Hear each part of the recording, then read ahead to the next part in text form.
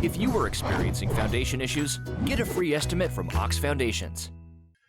Joining us this morning is the Executive Director of Teaching and Learning. And is that Trending and Learning? Is that Teaching and Learning? Teaching and Learning. I can't read my writing, much less yours, but the Executive Director of Teaching and Learning, Dr. Jennifer Rosato of Sylacauga City Board of Education, with us this morning. And I was talking to Coach Fawcett over at BB Corn a few minutes ago. It's just a different world, isn't it? It is. It's nothing like I've ever seen before or had to deal with before. So it's new, it's challenging, and we're not sure what the rest of the school year is going to look like yet. That is the question everybody is talking about. When are we going to know something, you know? Well, the state superintendent, his team yesterday let the superintendents across the state know that we would know something by Friday morning, which is coming up. Mm-hmm. So I see that will come. He was still meeting with the governor yesterday afternoon, trying to determine what the rest of the school year would look like and those parameters. So we're just waiting. And then our team will get together to determine what that looks like for our students. Talk a little bit this morning, Dr. Rosato, about your position and what your position entails and your team entails. Sure. I'm Executive Director of Teaching and Learning, which encompasses a lot of things. I came here as the Special Education Coordinator many years ago, about 11 now, and over the years that morphed into Executive Director of Teaching and Learning. And so for the past 5 years, that's been my role. And everything that deals with instruction, curriculum, professional development for teachers, special education still, 504, gifted, all of those different programs that... Wow. How do you do this now? That's a great question. And those things, you know, I think about daily. I think about how does this look for instruction K-12, pre-K-12 even, but how does it look primarily for students who may not have access? If we talk about virtual learning, how does that look for students who don't have access at home? Yeah. How does that look for kids who have IEPs that need some specialized instruction? So those are things that we have to consider if we're looking at how do we deliver instruction differently. Social media, internet, that seems to be the theme right now. How are you staying connected with the students? Teachers, you know, they send home packets, and it's not new really for our middle school and high school students because teachers, they use Google Classroom platform, and so they're able to stay connected, and that's been something that they're used to already. And so they can post assignments and communicate with students through that Google Classroom platform. But, you know, our teachers at the elementary level, they like to use things like Seesaw and Dojo. I saw some social media posts yesterday from some of our very own teachers who did Zoom, where you can actually do a video conferencing with all your students at the same time. Oh, wow. So it's kind of like FaceTime, but with all your students. Everybody is on a level playing field because all the schools have been dismissed, and you know, we're scheduled to know maybe tomorrow what the direction is. Can you talk about any of the alternative plans or adjustments that you guys had to make?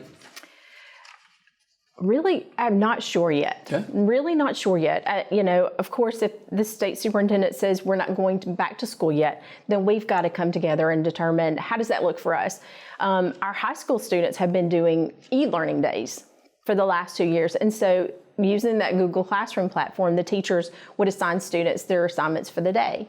And then they would be available to students. So regardless of how that instruction looks, whether it's paper pencil or if it's virtual, more like the e-learning that we're used to, that teacher still has to be available for that student. The internet, social media, and Facebook has been so important in recent years, but you know, not everybody is into that, and you got to consider that. You're absolutely right. So you have to consider that everyone may not have access. Everyone may not be on Facebook. So, you know, for those parents who are not, or those grandparents, what do we do? What do we do differently for them so that they do have access and they do have instruction? The Sylacauga City Board of Education and Dr. Seegers have really been open with this. and they kind of walked us through as much as they can, and it is a learning curve for all of us. Absolutely. And but those children, those students, they're so critical to our future. They very much. And we miss them. We want to have them back in the classrooms, because that instructional time, those foundational skills are so very important. And nothing replaces the teacher, the classroom teacher. And I know those teachers are sitting at home missing those students. Yeah, Coach Fawcett was sharing a few minutes ago. He's athletic director at BB Coleman, the head football coach. He said he hadn't been back to the school since they dismissed. I mean, what are you able to do now? Well, we are social distancing. We've been trying to cover the central office so that, there is a point of contact in the school system, that whether it's parents or teachers or even the State Department, if they need to make contact with someone, that there's someone available to them. Just say that, and all signs are pointing toward this being a drawn out event. And just say that we're not able to go back to school. And I think that's a fair question. Yes. If we aren't able to go back to school, and I know what you're saying, really don't know, but people are wanting to know, what do we do there? I know. And you're one of those, right? I am. The guidance we got yesterday is that depending on how this turns out, depending on when we go back to school, there would be a menu of options that the State Department puts out for school systems. So knowing that not everyone may have access to the internet, there's a lot of rural communities that don't have access. So you have to consider all those things when you're thinking about, how do I deliver that instruction for students? And so, we would look at that menu of options and we would determine, how does that fit for our community, for Sylacauga City School students? Let's talk about some of the accomplishments so far from this school year. Talk about, as the Executive Director of Teaching and Learning, some of the accomplishments we've been able to take place and help students with. Oh, wow, that's a big question. Of course, the instruction's been strong. We've continued to increase our number of students taking AP courses. We've continued with our AMSTI work at the elementary schools, and our SRAB math and professional development for teachers, and that instruction in the classroom and that coaching that comes with that. So just really more so on the developing of the teachers, making sure that the instruction is strong and we're giving them all the supports that they need so that they can deliver high quality instruction to our students. Dr. Jennifer Rosato, the Executive Director of Teaching and Learning for the Sylacauga City School System in Sylacauga. Now, how long have you been here with this position, this job? Over 11 years now. Okay. Wow, you're a veteran then, right? Yes. And you got to have a great team surrounding you too. Oh, absolutely. We have a great central office staff, but our principals, we have some really strong principals and assistant principals, and without them, it makes my job easy. When you have such high quality people surrounding you that support you in that instruction, it really does make it much easier for me. As a leader, and leaders lead.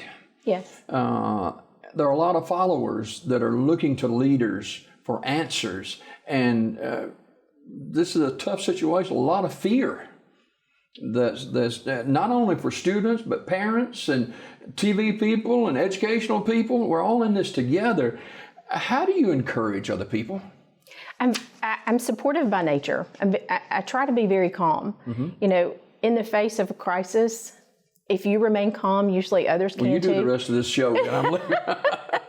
But, I always try to be that calming, supportive person, and lead, of course, always by example. But if you as the leader are in a state of panic and you're, on edge and anxious, then that will feed into what happens with the people who you're working with.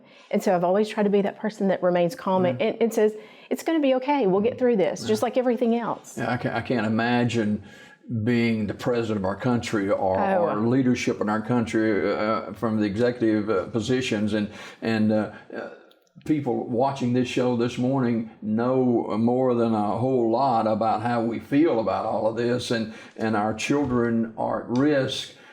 Education, just like everything else, on top of it all, is changing. If we go back to school, you know, we're still behind a little bit. We've had several weeks where we're out of school. Yes. Well, one good thing is that the State Department did get us granted a waiver for our state assessments. So we won't have to take state assessments. And those state assessments for pretty much the month of April take up a lot of instructional time because we're giving assessments.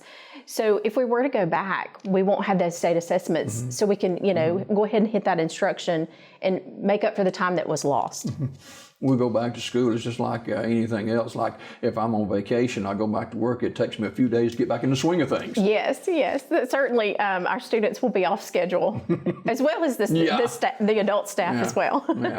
Dr. Rosato, appreciate you coming by this morning. Thank you. Anything you want to share? I know I've taken up a lot of time throwing things at you this morning, but if you've got something specifically that you want to share this morning?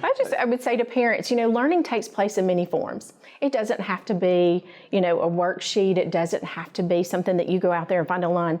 There's all kinds of things you can do in the house, whether it's cooking, reading, just using vocabulary, talking to your children, but get outside and play too and enjoy your time right now together. And again, learning takes place. And I can always say reading, if you can just read to your child, that goes a long way.